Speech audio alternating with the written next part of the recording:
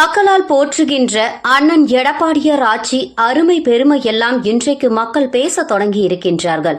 ஏனென்று சொன்னால் நிழலின் அருமை வெயிலுக்கு போனால்தான் தெரியும். அதேபோல் உதய சூரியனுக்கு ஓட்டு போட்டு சுட்டு இருக்கின்ற சூரியனாக இன்றைக்கு அந்த சூரியன் மக்களை வாட்டி வதைக்கின்ற நிலையிலேயே என்றைக்கு தேர்தல் வரும், என்றைக்கு தேர்தல் வந்தாலும் மக்களுக்கு குளிர்ச்சி தரக்கூடிய இரட்டை இலை சின்னத்திற்கு வாக்களித்து அம்மாவின் ஆட்சி மலர்ந்தால்தான் நம்மளுக்கு விடிவு காலம் என்ற நிலையிலேயே நாட்டின் மக்களுக்கு எண்ணம் ஓட்டம் இன்றைக்கு மக்களுக்கு இருக்கிறது என கோவில்பட்டியில் முன்னாள் அமைச்சர், கோவில்பட்டி சட்டமன்ற உறுப்பினர் கடம்பூர் ராஜு பேச்சு.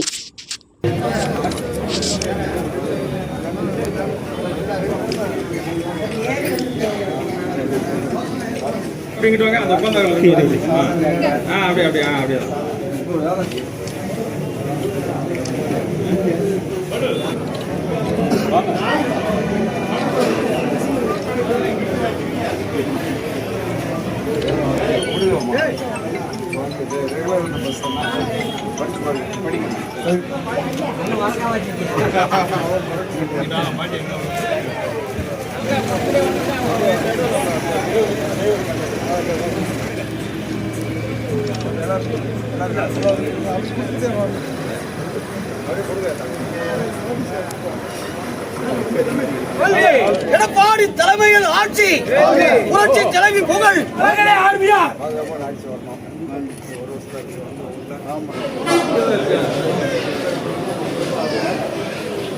சரிண்ணா.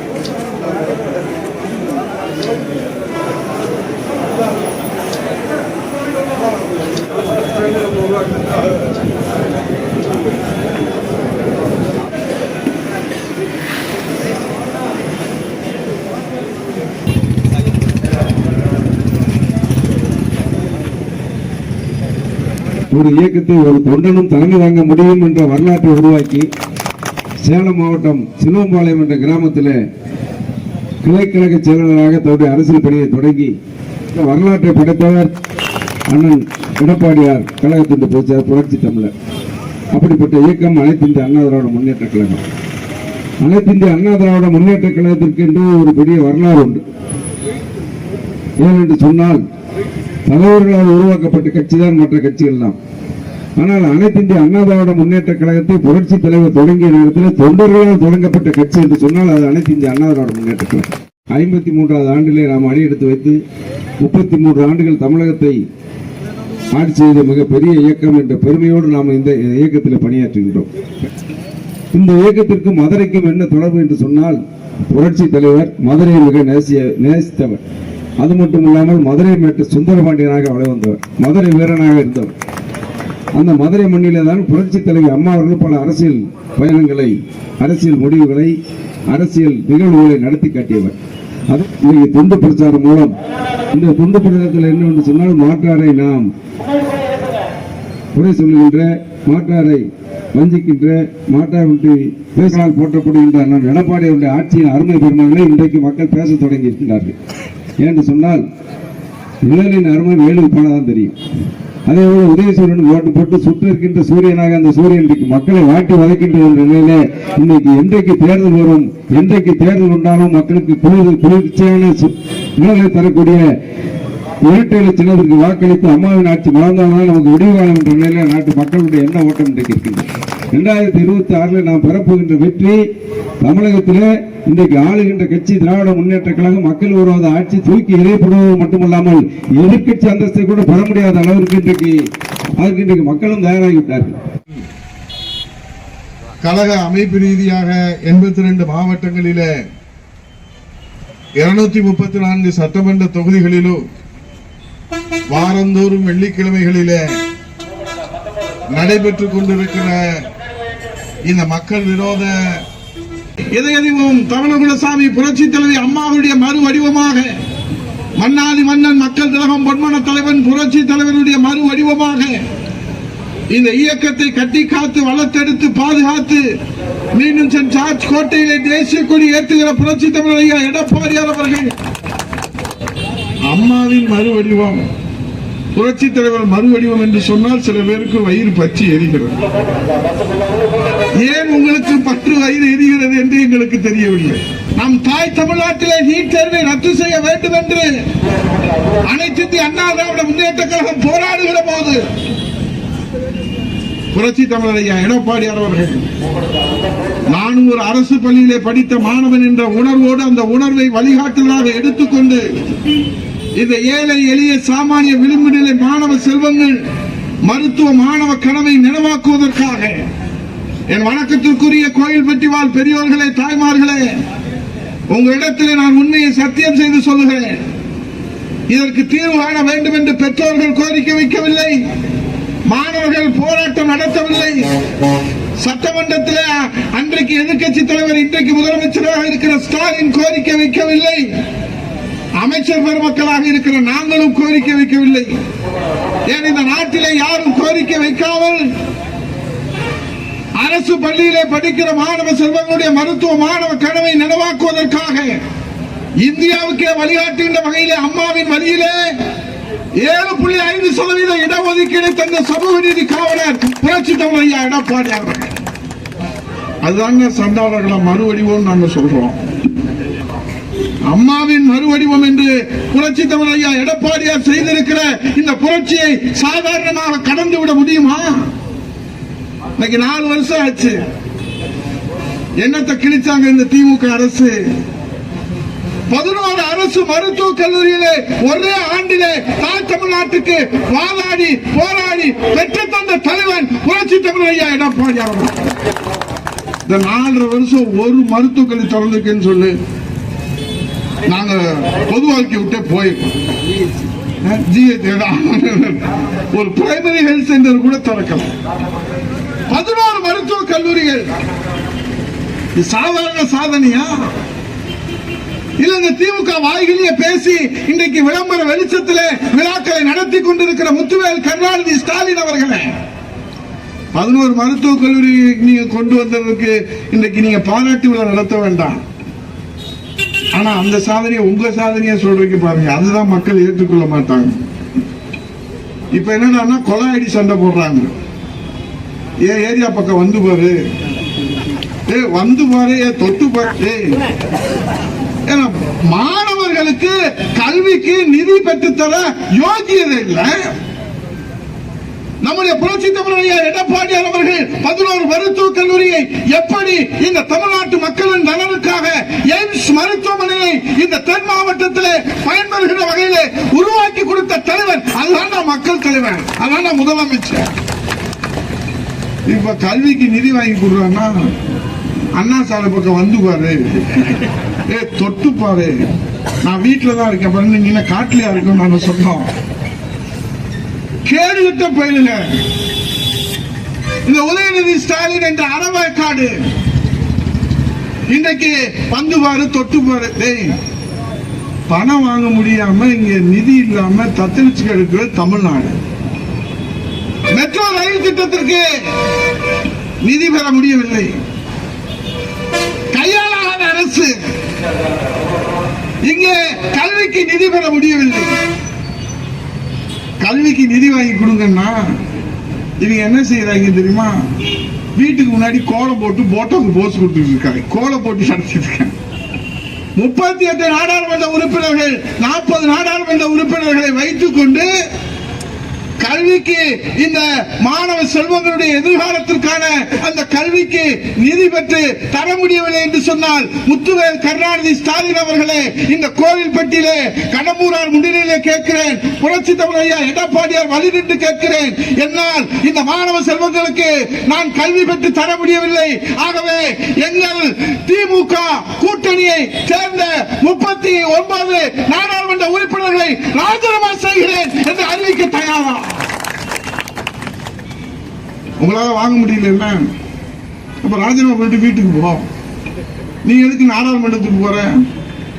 ஒரு நேரத்துல தான் உட்காந்து கடிதம் எழுதுறாரு பிரதமருக்கு. நேர்ல போய் கண்ணீர் வடிச்சாலே போராடி வாங்கணும். இவர் இங்க உட்காந்து கண்ணீர் கடிதம் எழுதுறாரு. யாரை ஏமாற்றுவதற்காக? இன்றைக்கு மக்களிடத்தில் ஏமாற்றி வாக்குகளை பெறுவதற்காக எத்தனை நாடகங்கள் இந்த திமுக இன்னும் அரங்கேற்ற போகிறது. நீட் தேர்வு ரகசியம் எங்க பைக்கெட்ல இருக்குன்னு சொன்னாங்க. சட்டமன்ற எதிர்கட்சி பொருளாளராக கடம்பூர் ராஜு பலமுறை கேட்டார். எங்க எதிர்கட்சி தலைவர் பலமுறை கேட்டார். ஐயா, அந்த நீட் தேர்வு ரகசியம் சொன்னீங்களா, அது தங்கமல ரகசியம் மாதிரி வச்சிருக்கீங்களா, எப்ப வெளியிடுவீங்க? அதை வெளியிடுறதுக்கு யோக்கியதை இல்லை. நம்ம கொலையடி சொன்ன மாதிரி 2 பேரும் சண்டை போட்டுக்கிறாங்க. இங்க சட்டம் ஒழுங்கு சந்திச்சிருக்கிறது.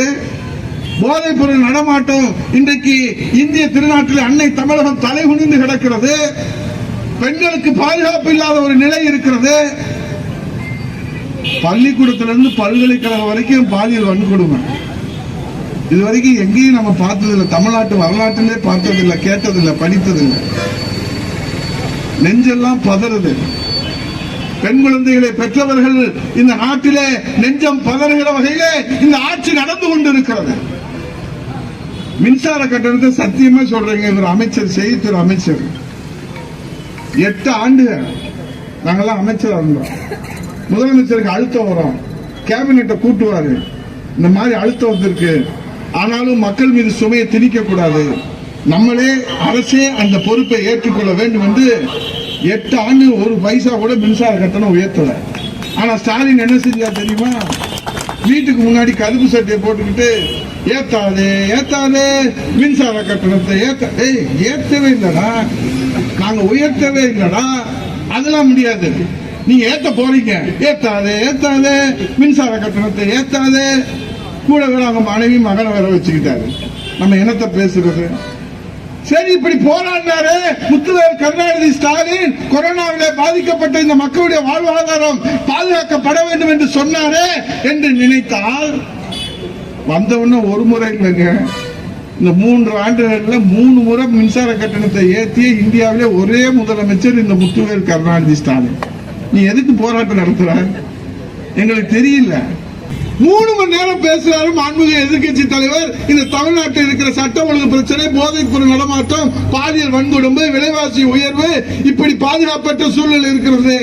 3 மணி நேரம் பேசுறது 3 நிமிஷம் கொடுக்குறாங்க. இது எந்த வயசுல ஜனநாயகம் எங்கே போகிறது? இந்த கோயில்பட்டியில் இருந்து நான் கேட்கிறேன், கடம்பூர் ராஜு முன்னிலையிலே தைரியம் இருந்தால், வீரம் இருந்தால், மாண்புமிகு எதிர்கட்சி தலைவர், புரட்சி தமிழர், வருங்கால முதலமைச்சர் ஐயா எடப்பாடியார் சட்டமன்றத்திலே மக்களுக்காக முன்வைத்த அந்த உரிமை போராட்டத்தினுடைய வீடியோ பதிவை, 3 மணி நேர வீடியோ பதிவை வெளியிடுவதற்கு முதலமைச்சர் முத்துவேல் கருணாநிதி ஸ்டாலினுக்கு தைரியம் இருந்தால் வெளியிடுங்கள் என்று கோரிக்கையாக வைக்கிறேன்.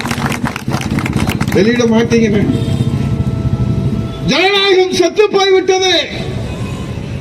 இன்றைக்கு மக்களாட்சியினுடைய மகத்துவத்துக்குரிய மன்னராட்சி வளர்ந்து கொண்டிருக்கிறது. தமிழகத்திற்கு பேராபத்து சூழ்ந்திருக்கிறது.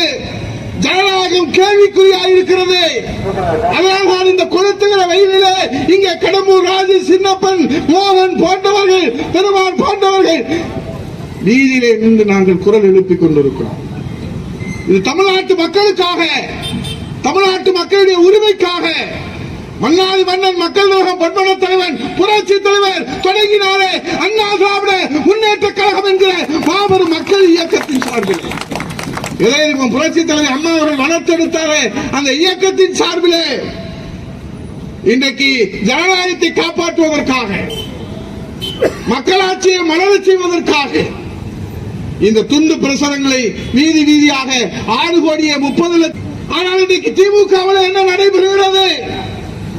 தாத்தனுக்கு பின்னாலே மகன், மகனுக்கு பின்னாலே பேரன், பேரனுக்கு பின்னாலே கொள்ளு பேரன் என்று சொன்னால், கருணாநிதி, கருணாநிதிக்கு பிறகு ஸ்டாலின், ஸ்டாலினுக்கு பிறகு உதயநிதி ஸ்டாலின், உதயநிதி ஸ்டாலினுக்கு பிறகு அன்புநிதி ஸ்டாலின் என்று சொன்னார். எதற்கு தேர்தல்?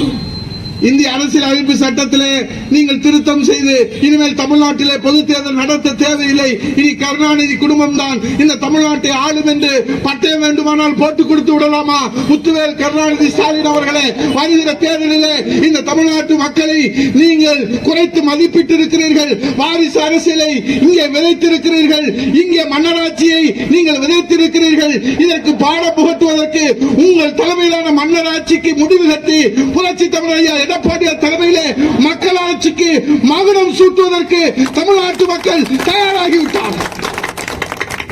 அதனால்தான் தமிழ்நாடு முழுவதும் ஒரே பேச்சு, எடப்பாடியார் தான் முதலமைச்சராக வர வேண்டும், எடப்பாடியார் தான் ஒரு எளிமையான முதலமைச்சராக, ஒரு இனிமையான முதலமைச்சராக, ஒரு வலிமையான முதலமைச்சராக தமிழகத்துடைய ஜீவாதார உரிமை, அது காவேரி பிரச்சனை என்றாலும் சரி, முல்லை பெரியாறு என்றாலும் சரி, கச்சத்தீவு என்றாலும் சரி, வலிமையோடு வாதங்களை எடுத்து வைக்கக்கூடிய முதலமைச்சராக, திட்டங்களை கொண்டு வந்து சேர்க்கிற முதலமைச்சராக, மக்களுக்கான நிதிகளை பெற்றுத் தந்து இந்த தாய் தமிழ்நாட்டை வளர்ச்சி மிகுந்த தமிழ்நாடாக உருவாக்குகிற முதலமைச்சராக புரட்சி தமிழர் ஐயா எடப்பாடியார் 4 ஆண்டு காலம் அம்மாவுடைய புனித ஆட்சியை நடத்திய காரணத்தால் தான் இன்றைக்கு பட்டி தொட்டி எங்கு ஒரே பேச்சு, ஒரே மூச்சு, வர வேண்டும் வர வேண்டும், முதலமைச்சராக புரட்சி தமிழர் எடப்பாடியார் மீண்டும் வர வேண்டும் என்கிற ஒரே பேச்சு, ஒரே மூச்சு, எங்கள் உயிர் மூச்சு என்று தமிழக மக்கள், 8 கோடி தமிழக மக்கள் ஆட்சி மாற்றத்திற்கு தயாராகிவிட்டார்கள். இனி அன்னை தமிழகத்தை கருணாநிதியுடைய குடும்பம் நினைத்து கூட பார்க்க முடியாது.